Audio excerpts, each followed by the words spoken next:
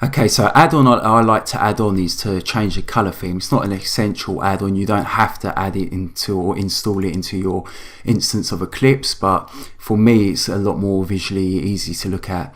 So if we go to Eclipse Marketplace again, there's many add-ons that you can add to Eclipse, and you can see the good thing with your marketplace is that you can see popular add-ons. So if you go click the popular link here, you can see popular ones. The one that I wanted was it's the color theme. So it's just going to change the color theme of Eclipse. So when that loads, you're going to see many add-ons appear within the pop-up. So as you can see here, we've got many different themes. One of them is Eclipse color theme. So I'm going to install this add-on as well.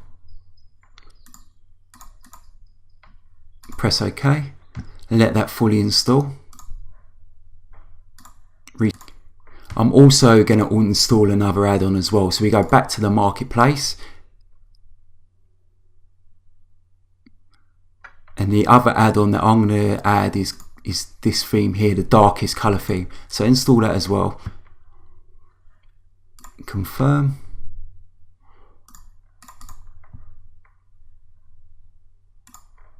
Now let Eclipse restart. Okay, so the darkest color theme, we can see that's installed it now. So as you can see, Eclipse is looking a lot more different. So if we go into a class, we can see that the color theme is completely different. With the first add-on that I installed, we can enable that, or we can change the actual color of the text held within a class. So what I like to do is go to Windows Preferences and also change the text to Sublime Text 2. Press OK.